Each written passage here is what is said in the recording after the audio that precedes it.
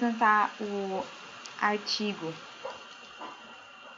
do Dominique Prestre, que tem por título Uma nova história social e cultural das ciências, novas definições, novos objetos e novas abordagens, e ele foi feito em 1996.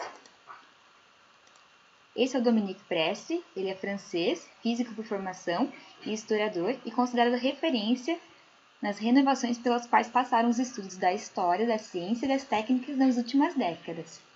Ele analisa as profundas relações entre o conhecimento científico e o poder político e econômico, evidenciando a participação da sociedade nessa produção e critica a ideia de progresso.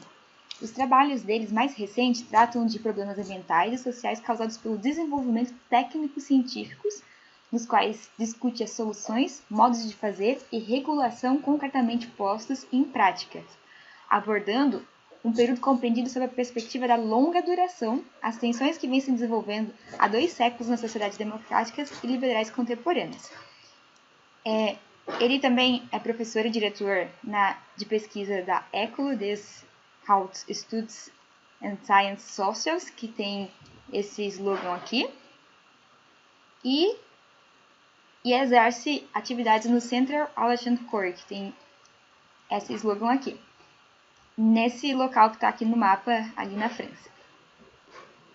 Foi só isso que eu consegui encontrar sobre o autor, não encontrei mais nada. Então, agora eu vou direto para o artigo. Qual que é o objetivo do artigo? É voltar às proposições que constituem uma profunda renovação na história das ciências, cujas origens residem nas abordagens contestatórias desenvolvidas a partir do início dos anos de 1970. Ele vai dizer que a partir da metade dos anos 1980, a história das ciências reconheceu uma profunda renovação, e por isso que então ele vai estudar essa época. E ele vai apresentar então alguns efeitos historiográficos que daí decorrem, como os novos objetos, as novas abordagens e as novas questões sugeridas por essa historiografia. Esses trabalhos, eles foram resultado de trabalho de um certo grupo, que era formado por sociólogos, antropólogos, filósofos e historiadores, cujo núcleo foi essencialmente britânico. Só para lembrar, o núcleo britânico está representado no mapa pelos pontos em vermelho. A este grupo britânico se juntou um notável contingente americano, que aí ele se agregou no último decênio, que foram eles o Michel Coulon, que é esse que aparece na foto, o Bruno Latour, também aparece na foto, e Karin Conner-Cetina. E esse grupo, eles foram trabalhando e eles fizeram os seus estudos concentrados principalmente nessa revista que aparece aí na imagem para vocês, que é a Social Studies of Science, que constituiu um dos principais veículos de comunicação entre eles, além de alguns outros colóquios cujas datas foram publicadas periodicamente. Então, a definição de ciência que eles ofereceram, esse grupo que eu acabei de falar, constituiu um quadro de referência novo para numerosos historiadores. Novas questões legítimas emergiram a partir desses estudos deste grupo. E o Dominique Prestre, então, ele vai falar que o nosso atual momento, que seria na época que ele escreveu o artigo, 1996, seria equivalente à época de 1930, seja porque o Marc Blanc e o Lucien Febvre, entre outros, redefiniam o que eram os objetos legítimos da disciplina de história, ou porque propunham um novo domínio de historização. Então, eles tornavam caduca a assimilação de uma forma historiográfica particular à disciplina e seu conjunto.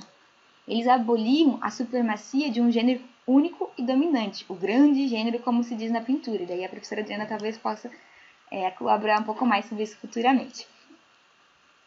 E esse quadro de referência, ele teve novos autores que tornavam, então, legítimas as abordagens até então marginais ou menores. Foram esses autores que grandes historiadores como Christopher Hill, Eric Hobsbawm e E.P. Thompson. Eles penetraram amplamente no meio dos historiadores nas ciências do Reino Unido e dos Estados Unidos. Porém, na França, eles não conseguiram penetrar tão amplamente. Então, a partir dessa introdução a importância desses autores e tal, o autor ele vai fazer uma linha cronológica de como que o estudo da história das ciências foi se desenvolvendo.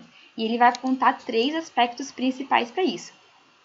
E para começar, então, ele começa com a origem pelos trabalhos de David Bloor, que é esse homem que aparece na foto, lá no Estudo de Ciências de Edimburgo, que é esse local aqui, durante a primeira metade dos anos de 1970. Então, o Bloor ele definiu conhecimentos como crenças, nas quais as pessoas se apegam com a confiança e pelas quais vivem. E o objeto da sociologia do conhecimento como a descoberta das causas que produzem essas crenças. Ele vai dizer, então, que as crenças verdadeiras eram evidentes por si mesmas, ou surgiam de um processo racional de descoberta e, portanto, não exigiam explicação, o que equivalia a uma falta de coragem estrutural na sociologia que ele chamou de programa fraco. Por exemplo, olhamos para uma pessoa forte, deduzimos, ela é forte sem explicar, mas não necessariamente ela é. Então, o Bloor ele desafiou seus colegas a explicar as crenças verdadeiras e falsas em termos dos mesmos processos sociais. O conhecimento científico, como qualquer outro tipo, tem uma origem social. Então, as teorias científicas não podem ser entendidas separadamente desse contexto. Também ele estipulou isso.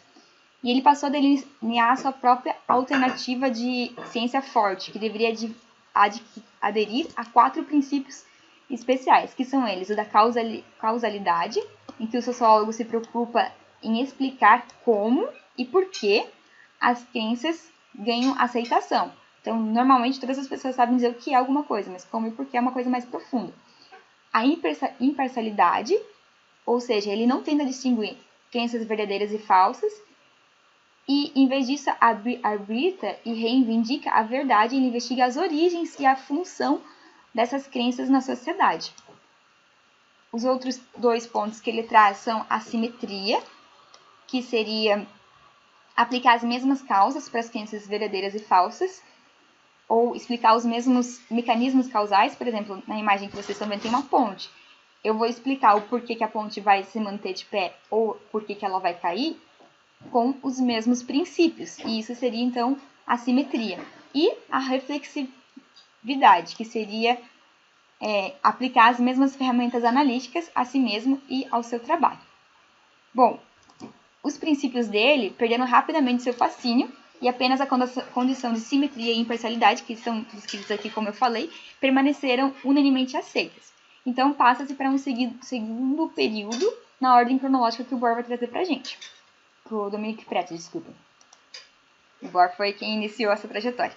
Então, esse segundo momento, ele é marcado em meados de 1970 pelos primeiros trabalhos de Barry Barnes, que é isso que aparece na foto, Steve Shapin e Donald Mackenzie. E eles são estimulados pelo programa forte de Bloor a pensar, então, no estudo das ciências. E eles pendem para uma análise crítica da produção dos saberes científicos, o que toma muito de empréstimos em focos estruturais, a sociologia alemã e a antropologia funcional.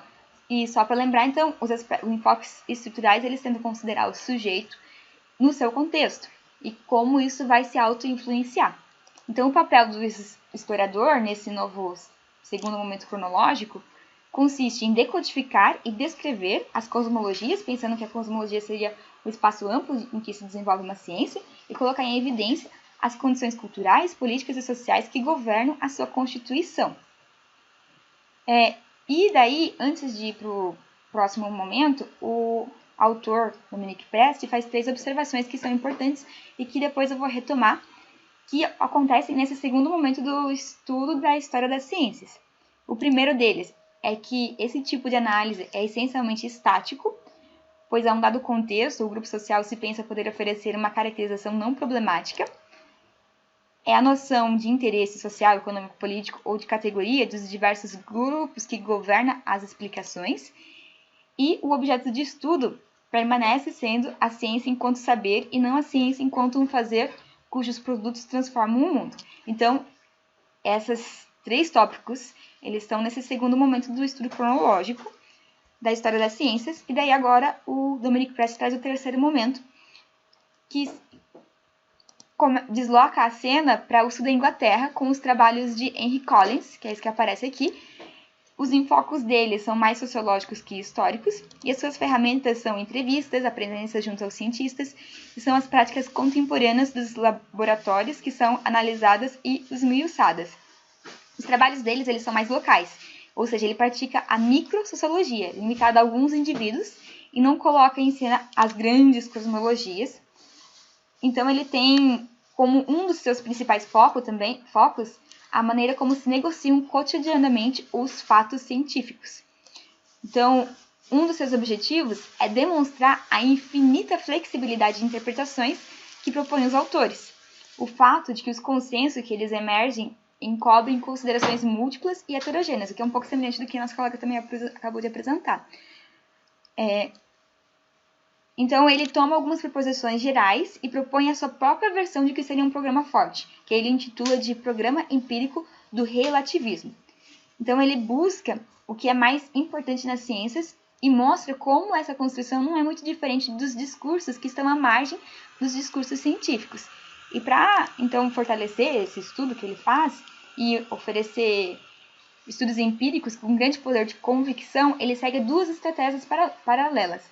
A primeira delas, que é aí no coração do que seria considerado a ciência, né? Que seria as ciências físicas.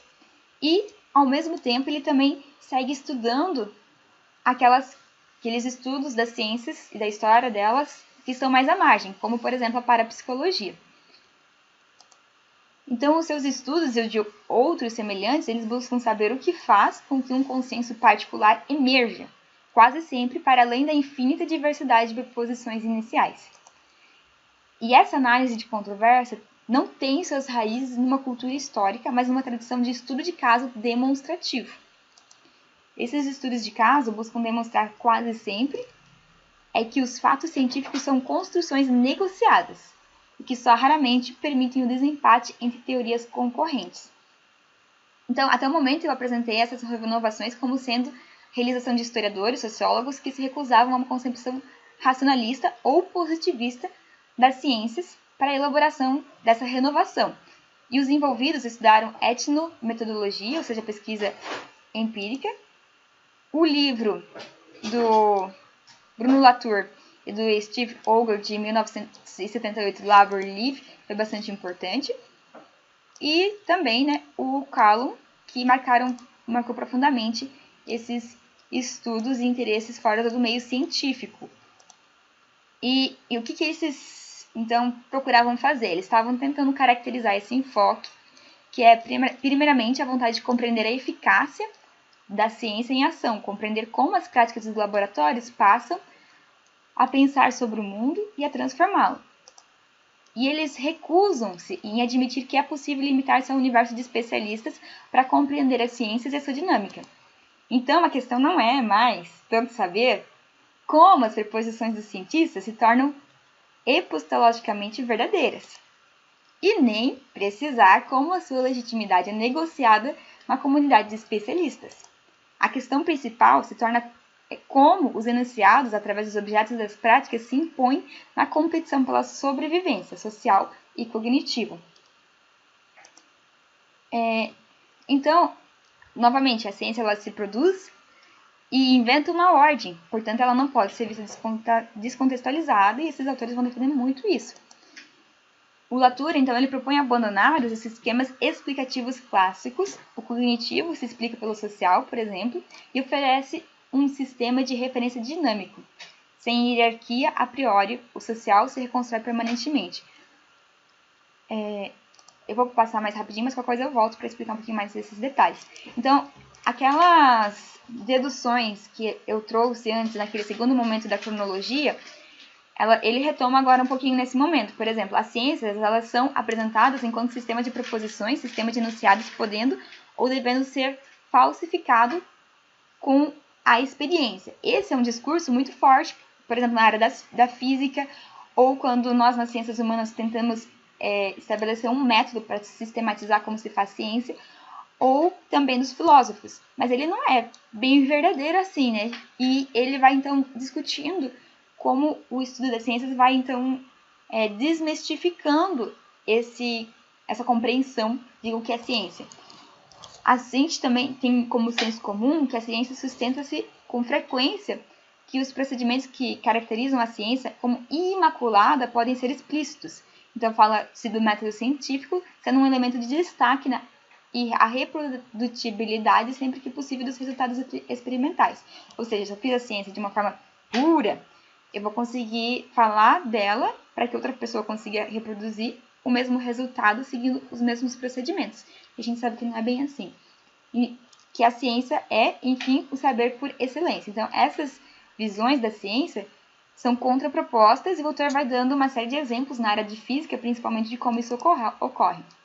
Então, ele vai dizer que é preferível a gente abandonar a ideia de ciência como um nome, assim, como tudo que ela veicula de reificação, e falar preferencialmente de campos disciplinares e práticas materiais e cognitivas múltiplas. Por exemplo, nessa imagem a gente tem os dois primeiros garotos da imagem, o de cabelo preto e a de cabelo amarelo, observando com um olhar mais filosófico para o copo de café. Já o outro, menino com um cabelo mais claro e não tão escuro, ele está olhando com um olhar mais químico, dizendo, isso aqui é café, serve para beber. Então, a metodologia que a gente vai utilizar, ela é diferente de acordo com a ciência de base de referência daquela disciplina. E por isso que, então, ele vai contradizer essa ideia de a ciência.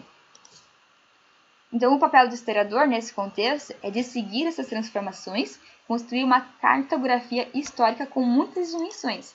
Ele também vai se opor à ideia de que seria intrínseco à ciência sua capacidade de explicitar plenamente esses enunciados e separá-los do saber fazer não formalizável que especificamente caracteriza outras práticas. Como a colega falou, a teoria que ele vai defender que não surge do nada como algo imaculado, mas ela surge da prática. Porque, por exemplo, o autor dá esse exemplo no texto. Aqui a gente tem um equipamento de ciclotron que é utilizado na aceleração de moléculas, de átomos não,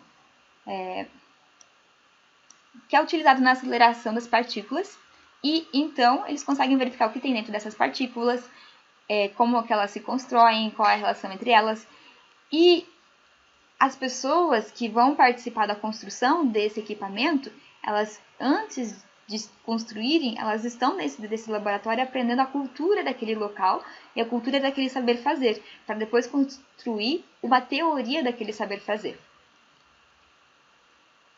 Então ele vai dizer que o fato de que os saberes científicos aparecem como bastante cumulativos, o que embasaria substancialmente a diferença entre ciências e humanidades, não resulta nem do emprego de um conjunto de regras lógicas, como o método científico, nem de comportamentos éticos ou sociais particulares. O estabelecimento do fato experimental e a interpretação do resultado não são jamais separados. Então, toda atividade científica é uma atividade prática de interpretação e invenção, implicando saberes e saber fazer, certezas formalizadas e convicções íntimas, que consiste em trazer julgamentos sempre contextualmente situados. Então, se as análises de controvérsias mostram a flexibilidade quase infinita de recursos que dispõem os humanos para construírem os fatos e atribuir um sentido, como o de dar conta do fechamento das controvérsias, como explicar que os consensos emergem tão regularmente entre especialistas das ciências duras? Por exemplo, aqui entre nós, a gente entende em comum que a Terra ela não é plana, mas há outros locais que há outras defesas, infelizmente. Então, eles vão dizer como que pode emergir, então, esse consenso? Então, os consensos concernem raramente ao conjunto de especialistas que estiveram implicados num dado debate, isso é o que o Pesce vai dizer, mas que uma geração morre e a outra a substitui. E para quem essa geração nova está surgindo, novas regras acabam soando como familiares, isso dá a impressão de que existe um consenso. Mas de fato não foi bem assim que aconteceu.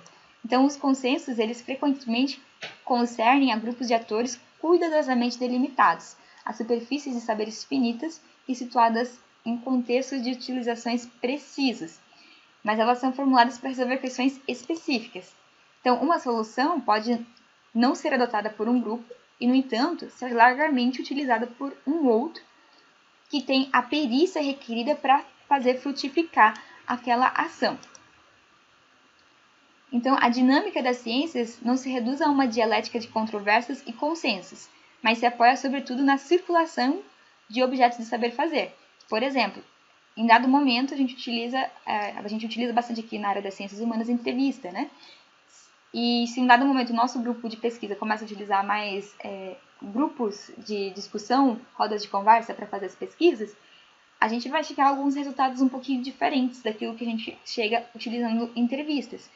E se a gente começa a se especializar nessa outra metodologia e abandona a anterior, a gente vai acabar chegando a resultados mais semelhantes e é esse saber fazer que vai modificar os nossos resultados. Então, a prática da ciência não é, talvez antes de tudo, uma atividade cognitiva que buscaria resolver enigmas. A ciência é então considerada como organicamente incluída em sistemas amplos, tecnológicos ou produtivos, e é validada em nome de critérios diferentes segundo os locais aonde surgem.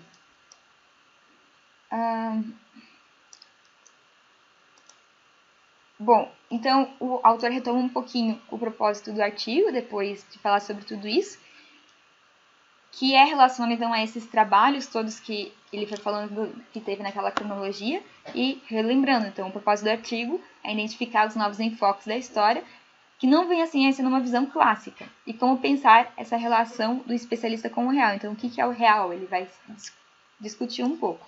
Então, ele coloca em evidência, com auxílio de exemplos, agora em outro momento, novas maneiras de fazer alguns dos novos objetos históricos surgidos nos últimos anos. Então, a história da ciência supõe que as ciências sejam sistemas de práticas que visam a determinação do que na experiência deve ser tomado como real. A história da instrumentação e das lógicas instrumentais, então, deve fornecer pistas de pesquisas novas e interessantes. Ele vai dizer, então, que é importante para isso as máquinas e estudar como as máquinas produzem e fazem circular o saber fazer. E eu vou passar um pouquinho mais rápido essa parte, só porque eu sei que está dando tempo.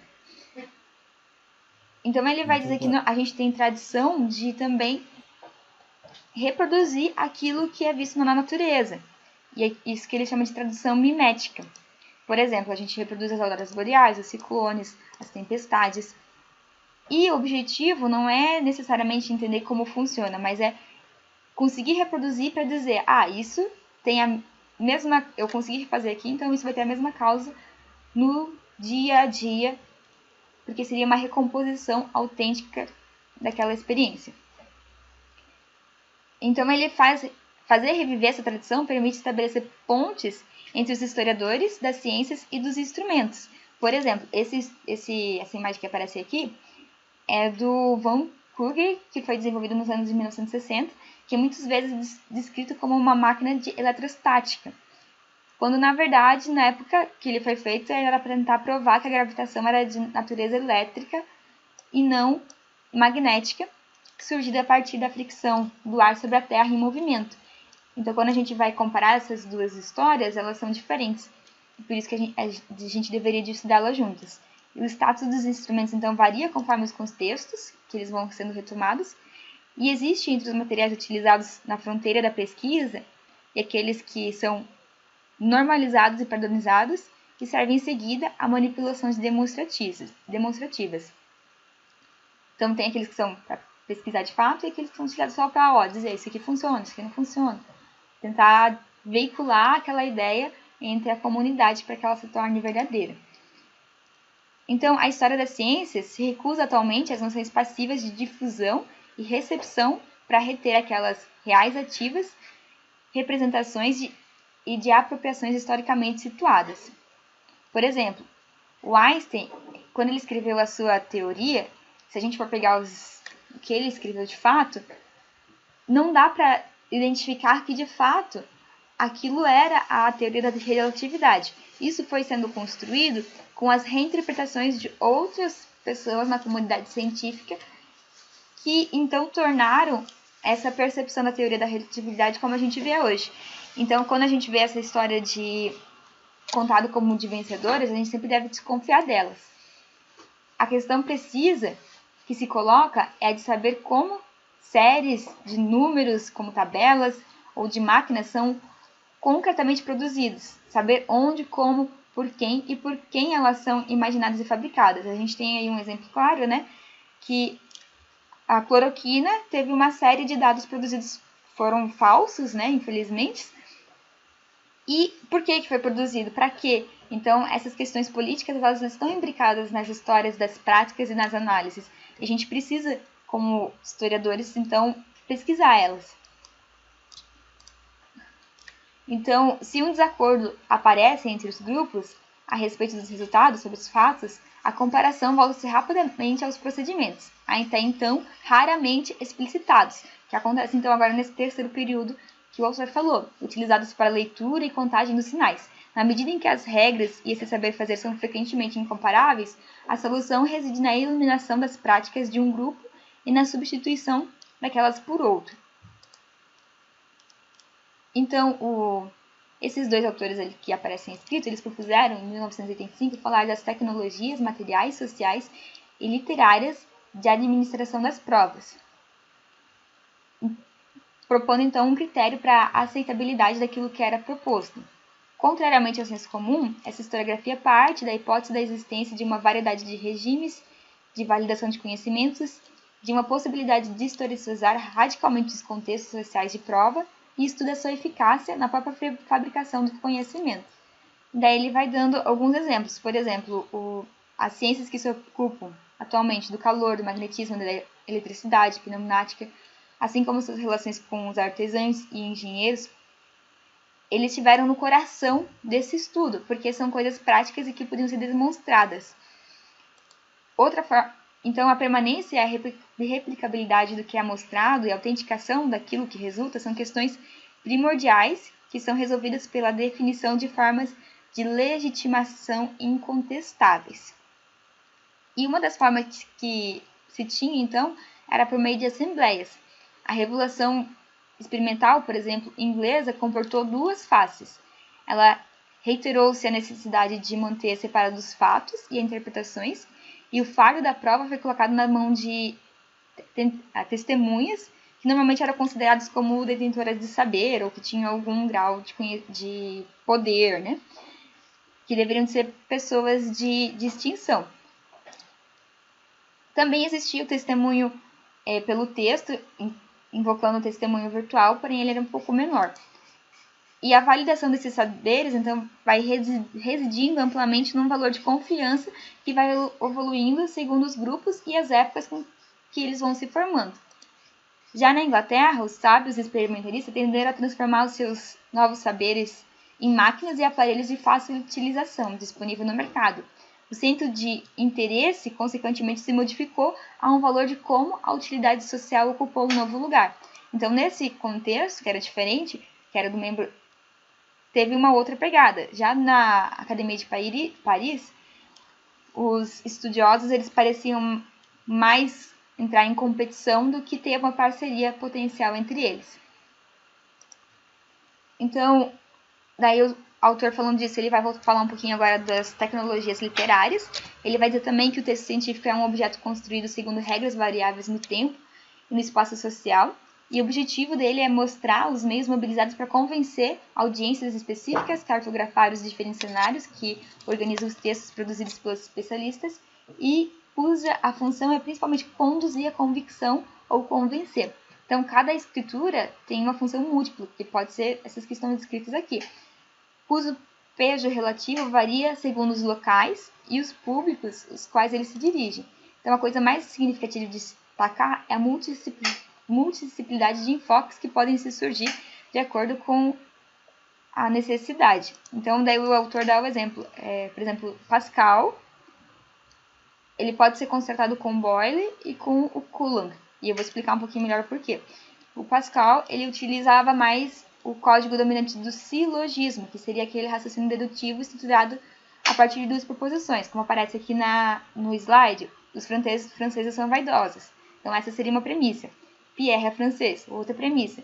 Então, a partir dessas duas premissas, eu posso dizer, logo, o Pierre é vaidoso. Isso seria o silogismo. E o Pascal utilizava bastante isso. Daí, eu não sei se vocês vão lembrar das aulas de física, quando ele falava dos vasos comunicantes e essas questões. Já o Boyle, ele vai falar mais das moléculas, por isso que tem essa imagem aqui. E ele vai tentar descrever os experimentos dele de forma bem descritiva e detalhada para que você consiga imaginar o experimento acontecendo. E já o Coulomb, ele vai tentar achar algumas leis simples e gerais universais que possam ser explicadas tanto em experimentos simples quanto possam caracterizar o mundo, como aparece aqui, a bexiga meio que entortando a linha de água por causa das cargas que tem ali, positiva e negativa. Então, ele vai trazendo no seu discurso como essas formas de utilizar a tecnologia literária vão variando.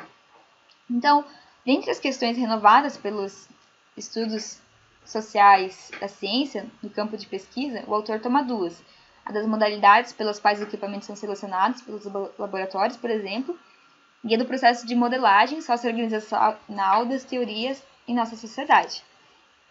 Nesse registro, o encontro se deu entre a história das organizações e a história política, de um lado, e a história dos sistemas técnicos, de outro.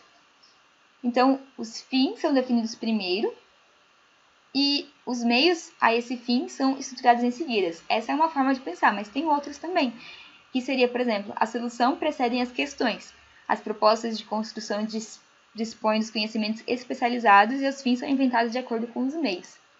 Então, no curso de uma decisão, não há uma maneira única e essa de colocar os problemas, há diversos.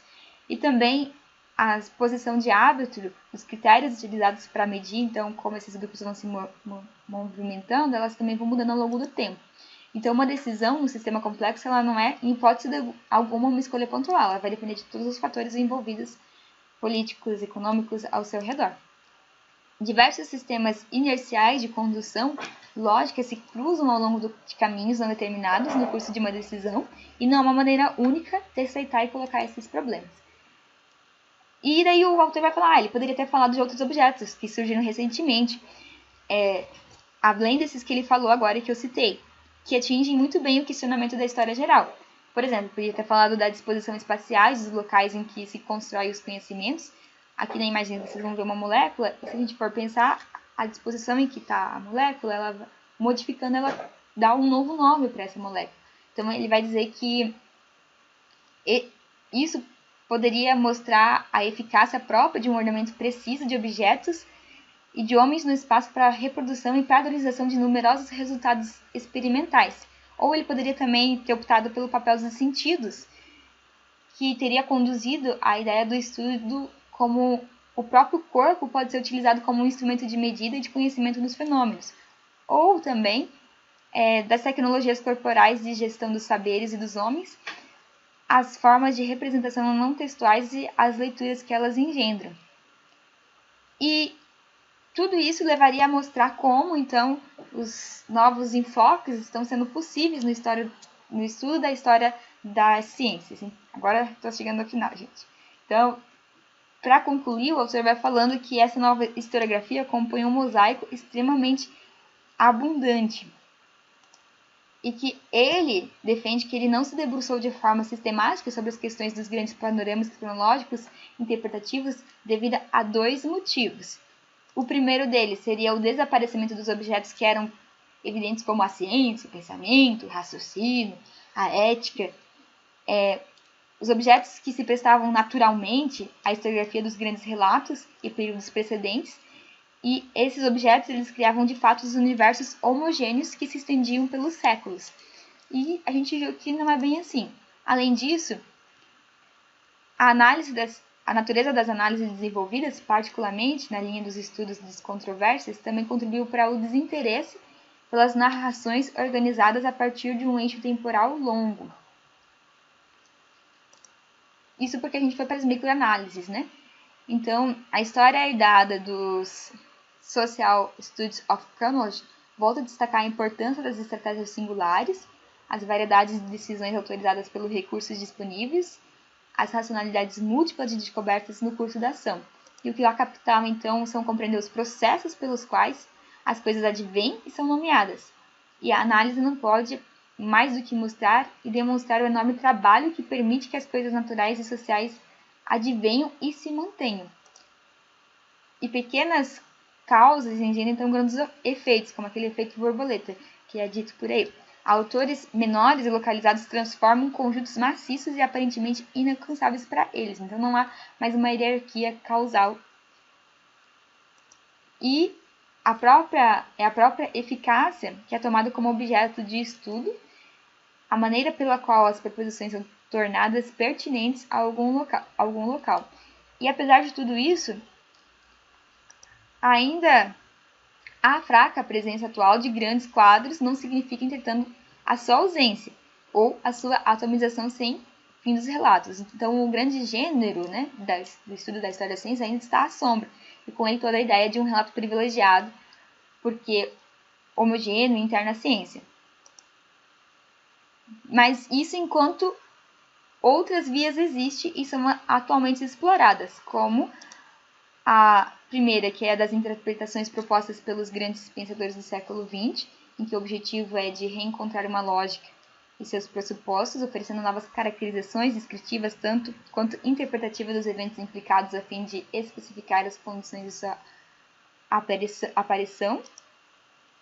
E segundo, que constrói menos com referência e inventa seus próprios objetos de periodizações. Constrói uma espécie de cartografia da geografia histórica das práticas, dos conhecimentos e técnicas e aproxima a comunicação entre esses mundos heterogêneos via a padronização das práticas. Então, seria meio que tentar juntar um pouquinho da grande história com as diversas possibilidades de estudar. Então, ele mostra os meios de normatização postos em prática pelos autores e tenta progredir. Então, em ambos os casos, que estão bastante misturados, a gente pode... O que se tenta trazer é a multiplicidade de princípios dos grandes relatos, que é reivindicada, e a ideia de que não haverá mais um relato único, um relato evidente, autossuficiente e inquestionável da história das ciências. E porque, de um lado, a gente se afasta das viseiras da epistemologia, porque a gente sabe que não é possível uma história total, e de outro também, ao mesmo tempo, se pede para o historiador, tá, mas qual que é o seu instrumento, qual que é a sua questão, qual que você está focando? Então, por isso que daí tem essa segunda vertente. Então, a gente não pode evitar de se articular com outras grandes evoluções de aventura humana, mas definindo seus eixos privilegiados de leitura, o estudo das ciências se torna também, ou deveria de se tornar, um intelector obrigatório da história geral. Ele propõe suas leituras contando com um retorno para repensar e enriquecer as suas categorias. Então, seria isso. Agradeço.